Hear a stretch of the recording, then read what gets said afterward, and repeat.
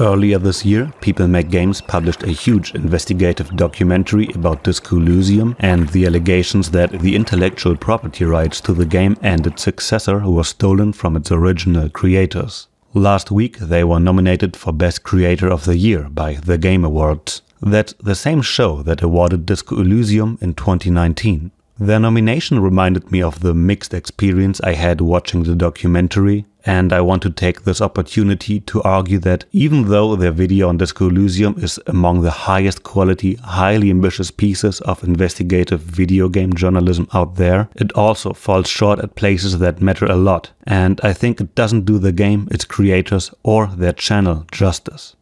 The video by People Make Games investigates the ownership conflicts around Disco Elysium. They interview the accused CEO and Zaum majority shareholder, that's the studio that made Disco Elysium, current Zaum employees, and 3 founding creators of the game, including the creative lead Robert Kurwitz. Helen, Rostov and Robert were fired from the studio when Ilmar Campos, through means of highly questionable legality and with the help of the known financial fraudster Tonis Havel, acquired a majority share in Zaum and, probably behind Kurwitz's back, also created a new company that holds the intellectual property rights for the Disco Elysium successor. Now Kurwitz is in the process of losing the rights to his life's work, while we are losing the prospect of ever playing a worthy Disco Elysium successor. The more accurate version of this is obviously their video itself, which you should definitely check out. It does a great job at mapping the situation, and for most of its parts I have nothing but praise for it. So what went wrong? Let's frontload the more obvious observations. The video was way harder on Kurwitz for wanting to create a Disco Elysium successor outside of the grasp of financial criminals than it was on those financial fraudsters themselves. Not a fraction of the genuine anger that Chris showed towards Kurwitz for wanting to leave a horrible environment was directed at those who created that environment in the first place. The video concludes with Kurwitz being displayed as a bully, as being outrageous and massively disrespectful, while the person who certainly is among the single most destructive people in the whole gaming industry gets away as unscathed as his allies, without any kind of moral verdict. In his first interview with Campos, the CEO and majority shareholder, Chris patiently lets him tell his own story of how a franchise worth millions and the life work of passionate artists just kinda ended up in his hands, and how he, in his newly acquired position of power, just had to fire Robert, Rostov and Helen for workplace toxicity and their lack of contribution. I will go into these apparent reasons later, but this was at a time when Chris was already told how, shortly before the firing, Campos and his criminal friends misused company funds that were supposed to finance the sequel to increase their own shares in the studio. It was also at a time when he already knew that improper workplace conduct was used as a reason for firing Kurwitz, right after he started asking questions about shady proceedings in the company and demanded insight into essential financial documents. How is it then that Chris, without any sense of irony, repeats Campos' claims to Kurwitz and then gets genuinely angry at him for denying these allegations of toxicity? Why does he find that outrageous, but not actual crimes or Campos dismissing them? Especially since a lot of the concrete allegations against Kurwitz are either not confirmed by the rest of the staff, or in the case of alleged sexist behavior, outright dismissed by its supposed victim. Stop using my name and gender to advance your agenda. It has nothing to do with standing up for women. It uses issues of gender in a deeply cynical manner for personal gain. Now, Kurwitz did leave some damage behind when he distanced himself from the studio after publishing the base game in 2019. Many of the current Zaum employees that were interviewed had their qualms with Kurwitz for leaving them pretty much alone with the final cut, for being unclear to them about the studio's future, and ultimately for being willing to leave them behind while he tried to realize his dream for the Disco Elysium successor. What he ends to do with the next project is to work on it for the next 7 years, and for that he's going to need 3 people, 2 writers and Rostov as the artist. Leaving people behind who trusted Kurwitz's leadership and who put their hearts and overtime too into Disco Elysium just as much as he did is unfair and reckless. The Zaum employees have all right to be disappointed and angry. Kurwitz did apologize for that in some extent in the video and acknowledges his privilege of being able to take time off when others couldn't.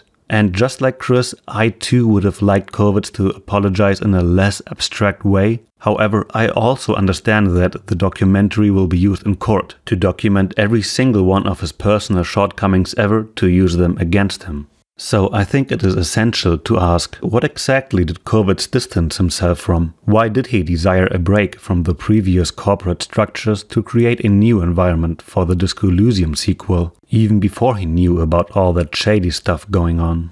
One reason was to regain creative freedom. Kovacs and Rostov were demoted from their respective creative lead position in writing and art. These roles have been gradually wrestled away from them, and Kovacs did not want his project and the world he created to be at the complete mercy of the new directors. One other reason were the working conditions. Kovacs, together with his friends and colleagues, all suffered under the relentless crunch that was ordered by investors and the executive level. Working extreme overtime for years without breaks have left them with permanent damage to their mental health, leaving them burnt out, in mental institutions, disabled, in rehab, or at least in therapy. Additionally, Helen, and I'm sure it was the case for many others too, was deprived of her basic workers' rights through illegal employment tactics. So I was left to wonder, why is none of that considered bully behavior?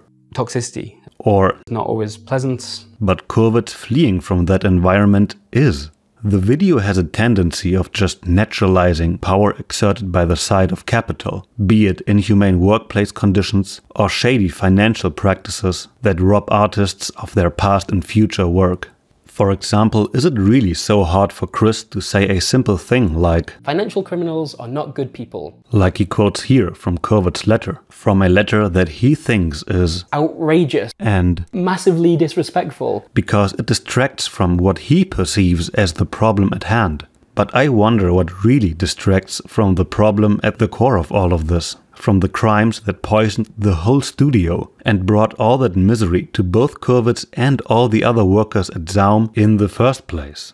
In the letter that Chris quoted and that you can read fully in the PMG video, Kovacs wrote about exiting the vampire castle, and while it works perfectly fine as an intuitive metaphor for a group of creatives wanting to leave the grasp of capital, it is also the title of an essay by Mark Fisher, who coined that phrase. I recommend you read it in full, even though some parts have aged badly. I will, however, quote one paragraph.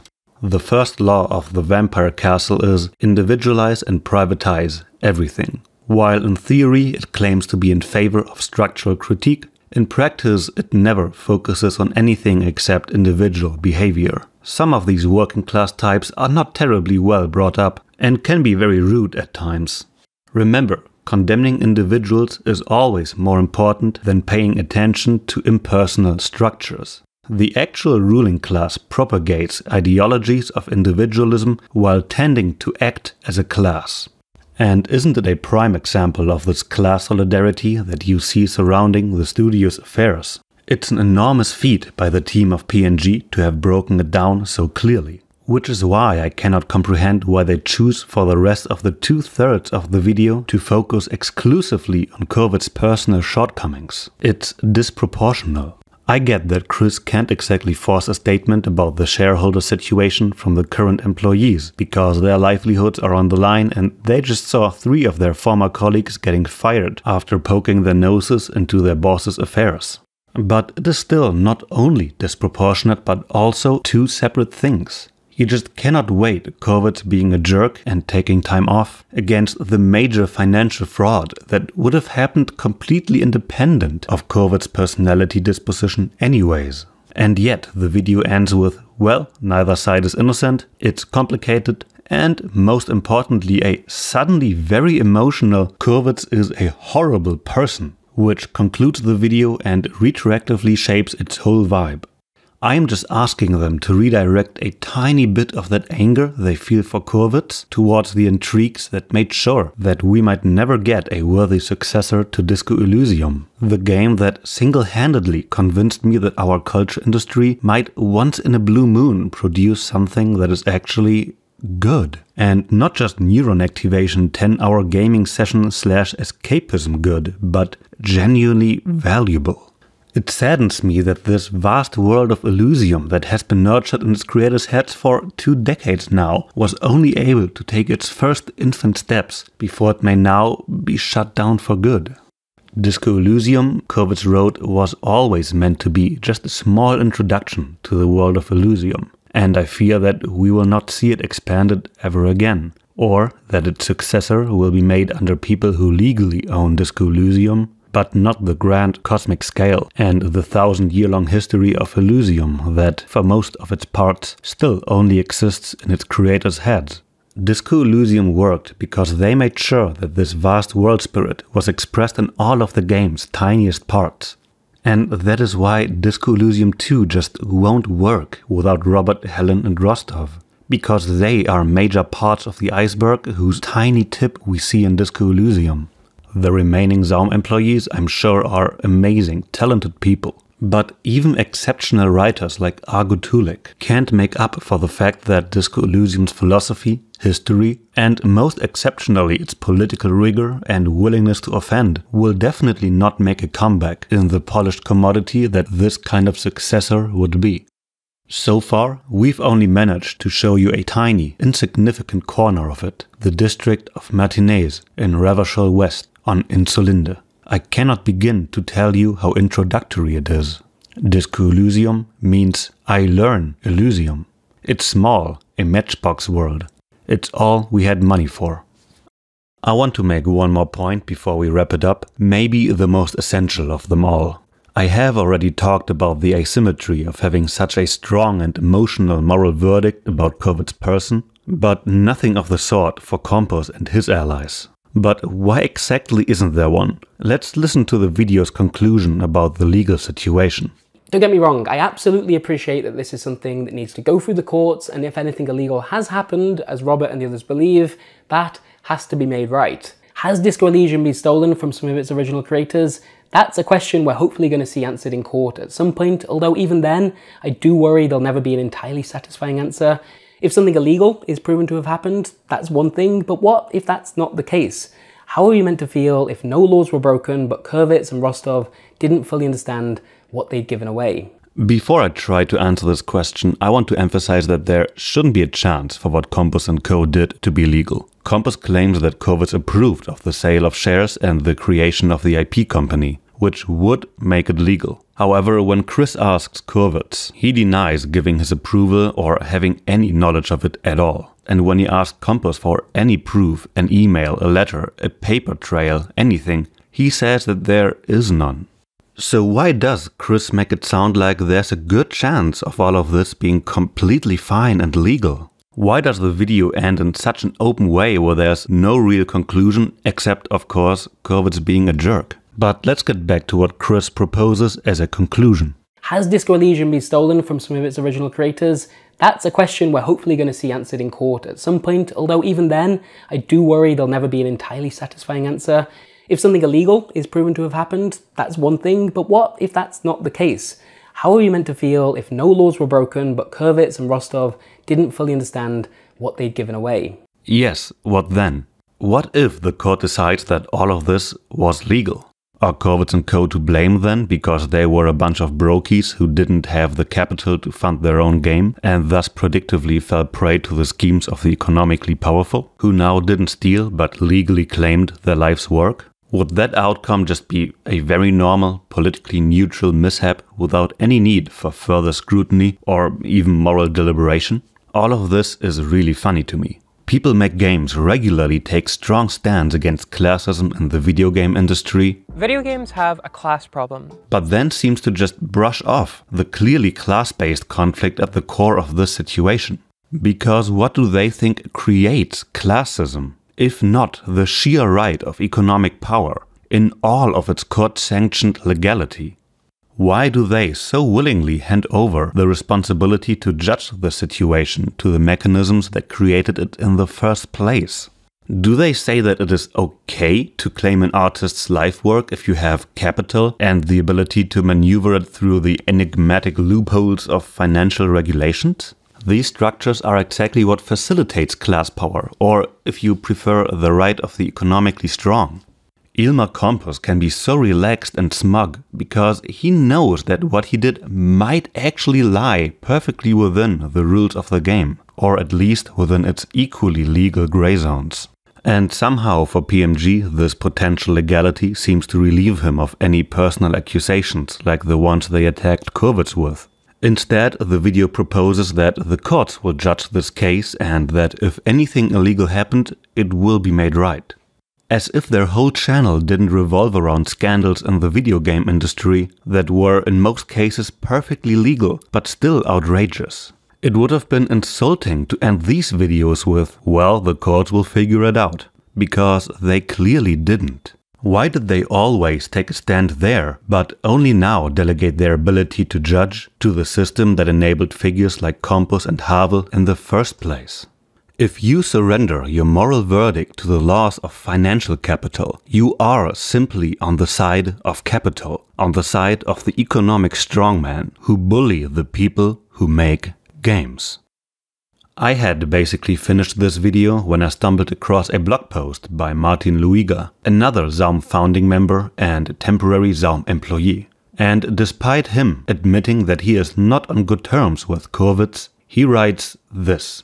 In short, Robert was fired from the company whose heart and seed he was due to claims of creating a toxic workplace environment. Having worked at the company remotely in the summer of 2021, I can say things were truly not all right in the company. But I would say it is much more plausible that the toxic environment was created instead by the upper management and then blamed on Robert. I have seen similar situations before. The idealist workaholic does not pay attention to the people's psychological needs as much as the conspirator does, and thus he will at most times be outplayed. It reminds me of the Stalin and Trotsky situation, in which Trotsky felt relatively safe due to his high intellect, hard-working personality, and being loved by the people while not paying attention to the relations with other Communist Party members, while Stalin knew that those were the most important relations. Of course, we also know that these same Communist Party members paid very dearly for falling prey to that smooth criminal. The price that Trotsky had to pay was, of course, the Abel's price. He had something better than the others, namely talent and love. This is ultimately why he had his head bashed in. What happened to Robert was what happens to most talented people that get any recognition in our age. He got manipulated by psychopaths. Robert trusted the people that got him fired completely before they got him fired. He thought they were his friends. If you can bear another deep dive, I highly recommend this video by Stussy, who had very similar qualms with the PMG investigation and goes into it in more length than I did. I linked it in the video description. There you can also find Kurvitz's outro, the Mark Fisher essay, and Luiga's blog post. Another link obviously leads you to the PMG documentary. I want to end this video by emphasizing that I am still a huge fan of their channel. They do amazing work and I think I watched every single one of their videos. Their Disco Elysium documentary too is, as I said, an enormous achievement of investigative video game journalism, and you should definitely watch it. And even though I disagree with the conclusion of that particular video, I still genuinely hope that they win the Creator Award and that next time they will be as hard on criminals and the structures that enable them as they are on the people who make games.